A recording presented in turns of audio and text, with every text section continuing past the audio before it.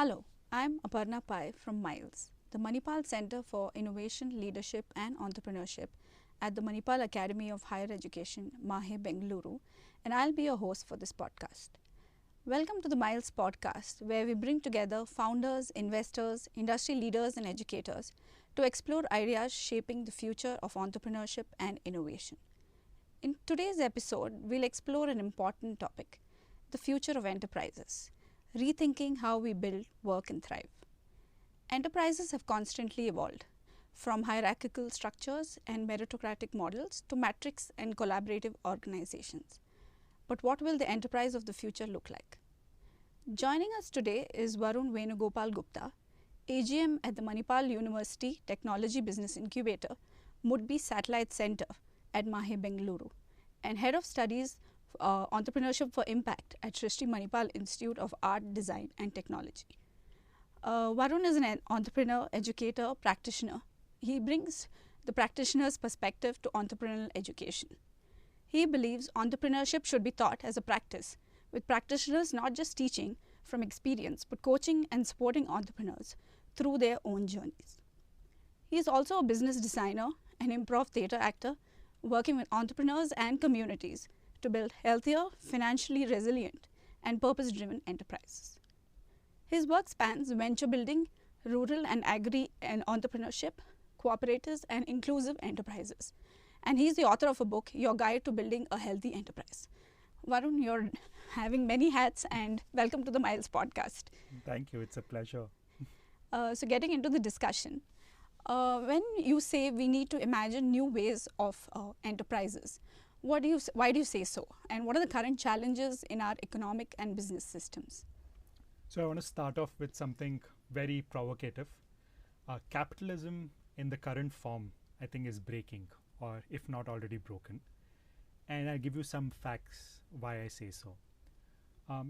If you look at employees, in 2020, we started a phenomena which is called the Great Resignation. A lot of smart people started leaving workforces. The reasons that they gave for leaving these workforces was very interesting. About 57 of them said they were not quitting work, but they were quitting former workplace. Oh. They gave further reasons where they said there is no place for advancement. In fact, about 50% said we miss flexibility. Oh. Another 48% said, there's no child care support. And these are the kind of reasons that they gave to leave workplace. There's a company called Gallup that constantly does employee engagement surveys. Their findings have been shocking over the last decade. They say that only 13% of the worldwide employment force is engaged at workplace. About 63 of them not engaged, about 24% actively disengaged. Now this is, philosopher Gary Hamel calls it the shame of management, because it's like a reflection of really what's happening. If you look at from a customer's perspective also, we're constantly losing trust. In fact, I'll give you a funny anecdote. Earlier when you would have light bulbs, they would be made to last for 6,000 hours, 10,000 hours. In fact, that's how they will be advertised.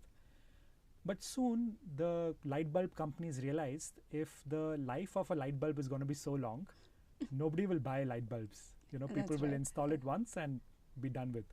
So they called for a meeting and they said, you know what, we have to make light bulbs a product that lasts 6 months to a year. They called it the light bulb conspiracy, like people started calling it that. And this is called planned obsolescence. Today, it's not by accident.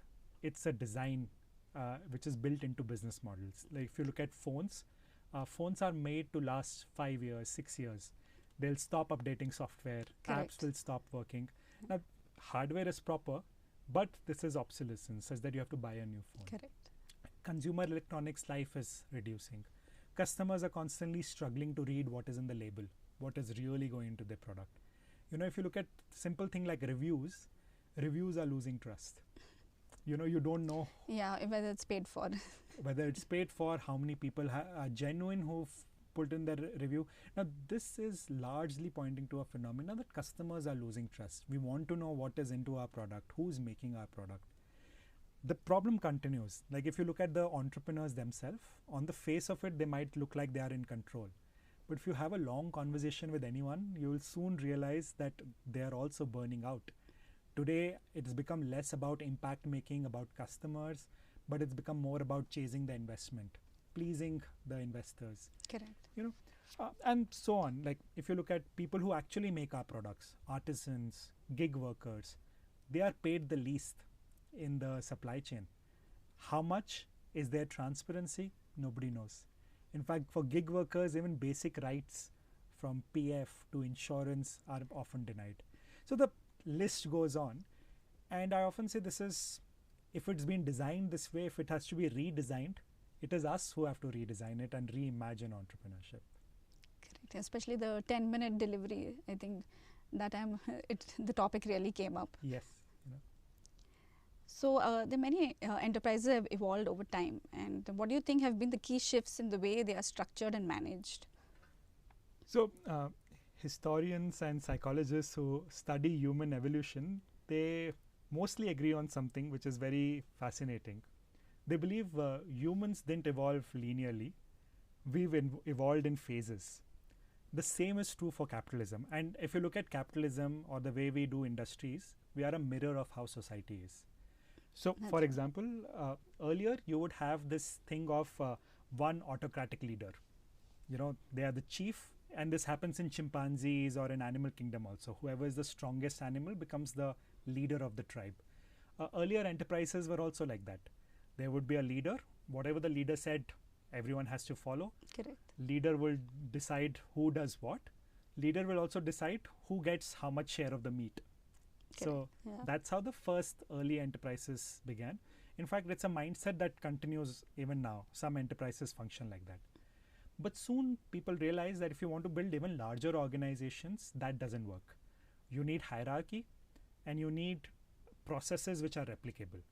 So you had very, very stringent hierarchical organizations came. If you look at in 16th century to all the way till 19th century, all of these companies, East India Company, Dutch companies, these companies which were started by countries as a way of expansion had very strong structure.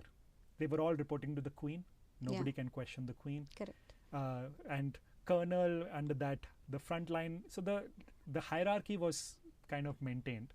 Now again, this mindset continues even now. If you look at the way educational institutes are, or even political institutes are, armies. Army, yeah, I was going to say army. So these are all very regimented and have that structure, and that mindset continues. Then, which is the larger thing of capitalism, which we've all seen over the last 100 years, you saw science come about. You saw people questioning why should it be certain rules? Why can't anyone come in? Why not democratic as a structure? And so you had what is called the age of meritocracy. Okay. Anyone can come, propose an innovation, be the winner, be the entrepreneur, be the multi-billion-dollar startup. So anyone can come as long as you're producing results over anything else. Oh, okay. Right? Became the point of capitalism. But this had its own shadows. What it meant then is win at any cost. So at what price? At what price is not a factor that an entrepreneur is bothered with. If there is exploitation, it doesn't matter. If there is climate impact, it doesn't matter. If they themselves are burning out, it doesn't matter. And it's a very view of entrepreneurship as a machine. So you have even terms, if you see in entrepreneurship, inputs, outputs, efficiency, optimization. If something is not working, you remove that process. Correct. So all of this is a very machine-like view of things. Now, so this is again a worldview that continues, but you see it's evolving. Correct. Yeah. Then came about in 60s, a whole phenomena started where people were seeing the pains that these organizations were doing. And they said, can we evolve and can we have more flat hierarchies, or can we even reverse, and terms like servant leadership came about, where users became the most important. So the terms like user centricity, or even the whole non-for-profits, NGO world started then. And these were almost like matriarchal companies, where they would say, okay, you know what, we'll be value driven. We would be also driven by creating value for people. So that's with that purpose they started. They are also struggling because they're struggling with scale, they are struggling with uh, replicable processes. So, but what I want to show is capitalism has evolved into what it is now, and we are at a cusp of another such leap. In fact, there are already experiments happening which are around something called flat hierarchy. There are large organizations without a layer of management. There is, in fact, in blockchain, a principle called decentralized autonomous organizations, DAOs. These are organizations that run without a management layer. And the philosophy is that people who are in their 30s, in their 40s, in their 50s, if you are able to take big financial decisions in your family worth lakhs of rupees, which university your children should study in, where you should do your investment, you are taking those decisions. But if you have to take a 100 rupee decision at workplace, why do you have to move files? Correct. Why can't the irony. Why can't you take that decision? And it's like it sounds like a no-brainer that Correct. people should be empowered to be able to take decisions, and those decisions should be made public, such that if there is anything that they do wrong, everyone can see. That's true. So in principle, it's not just a theory. There are examples that are happening, and I will share about it going forward. Okay, very interesting thought there, Varun. So given these changes and challenges, how do you think education needs to respond? Like our current approaches to entrepreneurship education, is it preparing our students for the enterprises and economic systems of the future?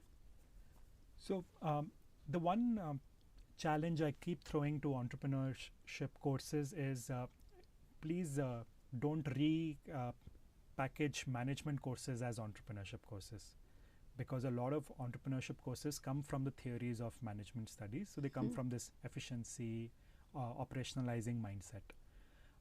If you were to really look at entrepreneurship, you have to also look at how you are building on the vision, how you are expanding on that. The worldview for that is essentially looking at world as a place for experiment, as a place to live fully, as a place to even live your purpose.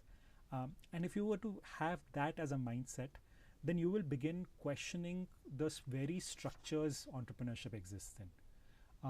So few of the things specifically. One is we don't need teachers, we need co-journers. I often say that entrepreneurship is like, swimming. You can't learn it on whiteboard and blackboard. On land. Online by these people who've swam before and say, guys, this is how you have to swim. No, you have to get in the swimming pool and realize every swimmer will have their own way of, surviving, being above the water, and everything is okay. As a coach, you have to be there to kind of swim with them. And which also means that entrepreneurship, no two journeys are the same.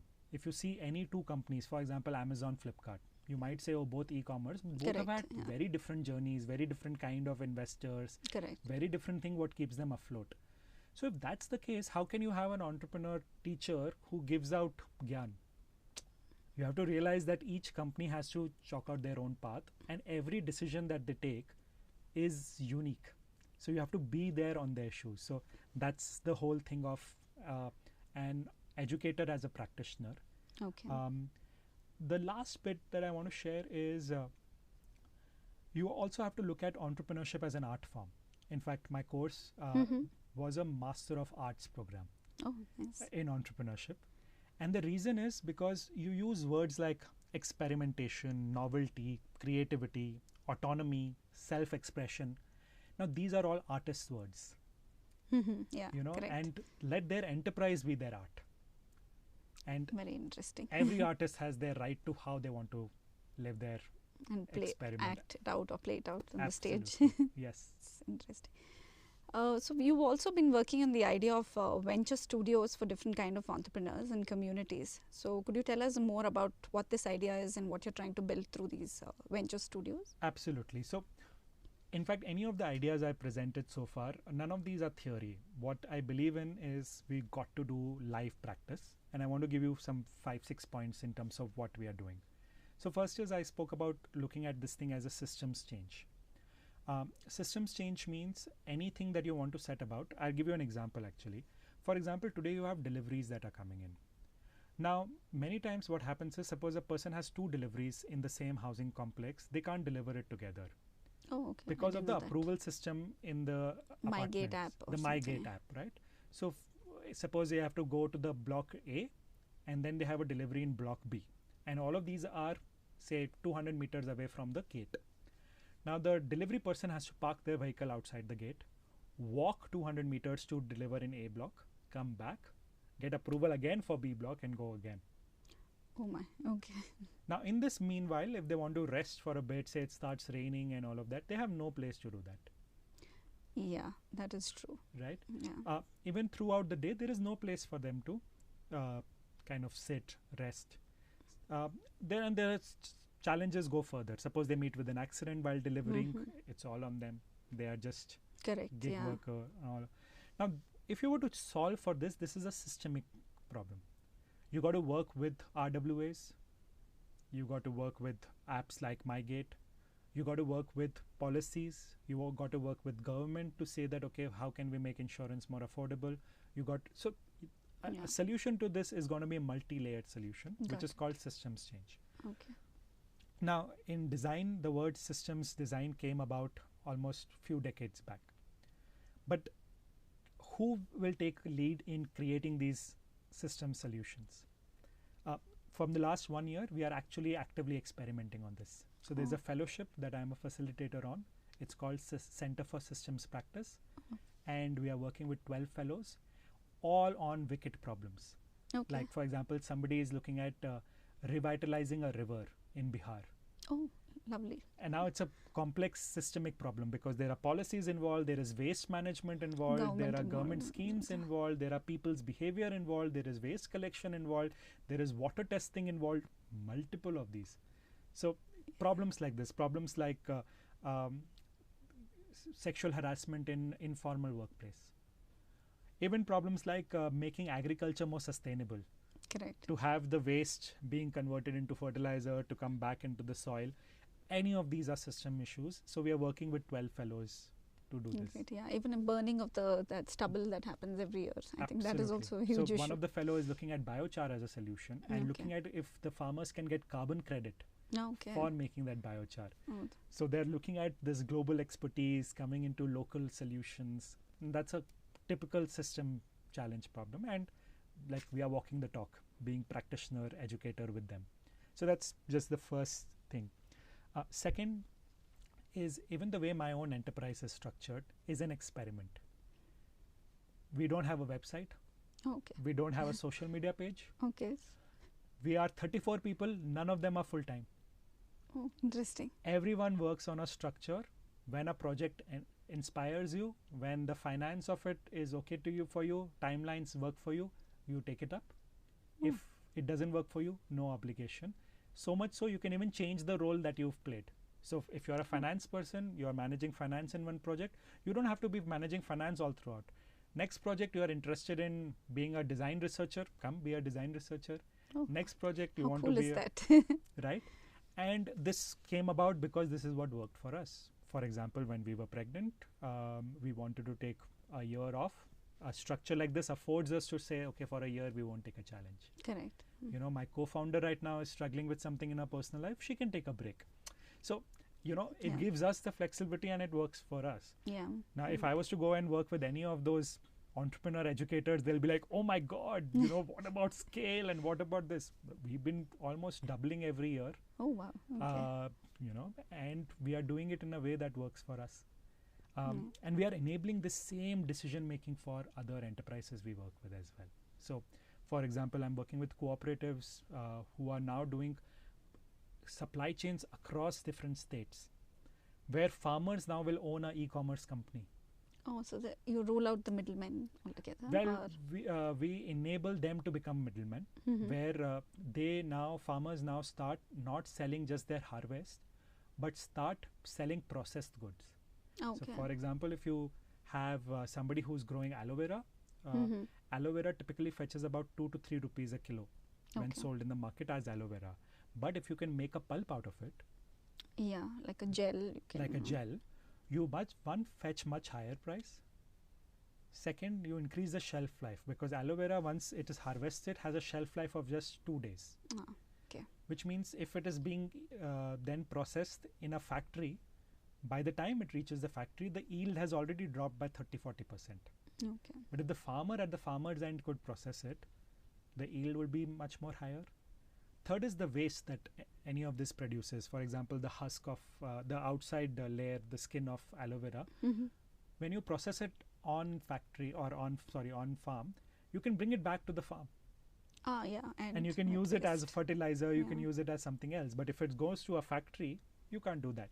So it promises multiple level benefits, and we are doing this through a cooperative.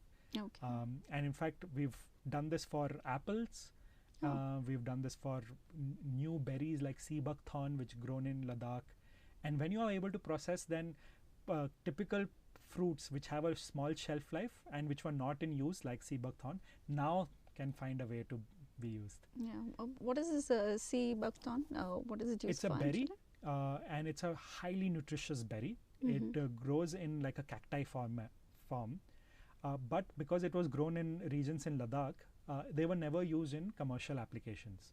Okay. Now, because we are able to process it closer to the farmer, Okay. we are able to use it into juices, into pulps and all of that. Oh, wonderful. And this is what a multi-state supply chain is allowing us to do, because one product can come from one state and you can have another product coming in from another state, and you can form something that customers can use. So in fact, this company I'm talking about, I've been working with them for 7 years. Oh, okay. And it's taken that much time for us to do the calculations, validate, do experiments, and now like reach a certain scale. Correct. We are processing goods worth about 100 crores now. Yeah. So it's now reached the scale where we are able to do more such experiments. Okay. But it doesn't end there. So in terms of anything that I'm theorizing, again, I said I'm doing multiple forms of practice. You spoke about the venture studio. Last year in Srishti, I ran it as a final semester project. Okay. Where the task was, there were 22 enterprises. They had to get one paying customer in 6 months from their entrepreneurial venture. Okay. So they had 6 months time to actually get Yes. one. Do an MVP, get a live customer, change your idea, but the aim is 6 months. 13 of them managed to get paying customers in their final semester, which means that they have much more confidence about their own venture idea to take it to the market. Now, so we ran an experiment where they could also help each other. So if one of them was good in, say, social media posting, they could not just work on their enterprise, but also become the co-founder for somebody else. No. Okay. And that way, their own entrepreneurial journey is de-risked. Like a team member. Otherwise, they would be only solo. So you got them to work as teams. So that's the venture studio model, where you don't just get grant money or a co-working space, which a typical incubator gives, but a studio is a place where you get this kind of services. Interesting. You know, for example, if you want to go to market, or you want finance help, you want legal help, let these things come as services to you, which make it easy for you to take your journey as an entrepreneur. We did that experiment. Now that I've come in and I'm leading MUTBI in Bangalore, the aim is that here also we set up a establishment like that. So we are actively working with the university to say, okay, can we offer services to enterprises? Not just that, let's make more people, student and faculty friendly policies to encourage them to come and incubate. For example, we now have a year gap. So you can come, enroll into a course, take a year gap to work on your enterprise. Oh, that's interesting. Then you also get credits when you make an innovative idea, go to a competition. There are credits earmarked for you on this. We are now adding this layer of offering services that any enterprise can get these services. So we are looking at making Manipal a ecosystem, which really means business. Earlier, a year gap would be looked down upon, but I believe there's a survey done now. Students do better after the year gap. Absolutely. So I think they use that time very efficiently to learn more about entrepreneurship and travel. So so we are actually putting all of these things into practice, and that's, I think, the crux of what I wanted to say, which is this is what is practitioners' approach to entrepreneurship. So, any advice for budding entrepreneurs, and maybe a little bit about your book also you could tell us before we sign off? Sure. So I want to leave entrepreneurs with the line that entrepreneurship is an art form and enterprise is your art, which is feel free to imagine big. We are at the golden age of entrepreneurship. You've got technology available. The ease of setting up a company has never been easier before. Correct. The ease of even delivering services never been easier before. I do this fun exercise in class sometimes. They get 1 day to start a t-shirt company. Oh, okay. They have to find a supplier of t-shirt, they have to find a printer, they have to find a logistics partner, they have to find an accountant, they have to find a website builder, and all of these can be outsourced Yeah. to specialists. And As an entrepreneur, you are the orchestrator. yeah. Now, if running a company is so easy, imagine the power that that tool has. Yeah. I mean, one day you made them do all of that. So imagine with the rest of the time what they can do. There you go. Which means, does say a cotton t-shirt have to be exploitative, where it's made from a fabric which cannot be recycled, where once it is sold, you don't worry about where it's being sold or what happens to the Where end of it the ends life. up. Hmm. What about repair? All of these things can now be looked into. So Yeah. you can actually have enterprises that can have greater view of the cycle and be more sustainable for the planet, for the people who are making it. True, true. I've seen some big brands have now a darning center at their shops and their outlets so that you can actually get stuff darned and There not you just dispose it. Yes, there you go. So I think that's the future of enterprising. And a little bit about your book. Which, Yeah, so my book is called Build Your Healthy Enterprise, and it is an illustrated book, by the way. Oh, very It's interesting. you can read it in 15 minutes. Oh, It is a set of provocative ideas for any entrepreneur to flip through. So, for example, it talks about that how do you build trust with your team, and I share this thing. Can you begin sharing more of yourself authentically with them to even say that, okay, what is making you disengaged? Where are you feeling like you need more support? And setting up rituals like this help the team also see that, hey, you are a human, they are a human, and build a culture of that. It has, for example, a page is dedicated on customer service. okay. And typically how customer services sound. Sorry, sir, that's not my policy. Or I'll get back to you. Very standard answers. Yeah. Right? But what does an empowered, say, an empowered sales team or a customer relation team look like? They're like, okay, you empower them to say take decisions up to $2,000. Yeah. So They'll be able to take decisions much more faster, which are for the benefit of the company. they'll be more involved. Yeah. I give you an example. I got a chance to work with a fantastic t-shirt brand or a clothing brand, and whenever somebody would say, I want to do a return because the size is not okay, they would just ask that, hey, we are a carbon conscious company, and the carbon footprint of a return. May we request if you can gift this to someone in your circle Oh, instead of returning it instead back. of returning it. And what we will do is, because the sizing was not right, and the sizing in this case, they had sent the right size, but it didn't fit them. Fit the customer. They'll give them a discount on the next purchase. Okay. Just by doing this, the number of returns that they were doing dropped drastically. Oh. Now think of the impact, because in a clothing industry, typically when you have a return, most likely that fabric ends up in landfill. Because what has happened is, when they come back, something has happened. Somebody tried it on, there's a sweat stain, or there's a stain, the thick cloth fell down, or even on the shipping, something happened. Now, once it has got a stain, it goes back into a washing cycle, which means it loses that finesse. You can't mostly put it back on the store. Okay. To reduce all of that, just a simple thing like this. Yeah. So it has provocative ideas like that, and they are illustrated. I did this book almost 4 years back. Okay. I think it's ready for a version 2, Upgrade. an upgrade. But yeah, that's the book about. Great. Thank you so much, Varun, for joining us today, and it's been a really interesting chat, and to see what the future holds and how we should build an enterprise that's sustainable and resilient. So to all our listeners, we hope today's conversation has inspired you to think differently about entrepreneurship. Thank you for tuning in to the Miles podcast. Stay connected with us as we continue bringing you more such conversations, shaping the future of entrepreneurship and innovation. Until next time, thank you for listening.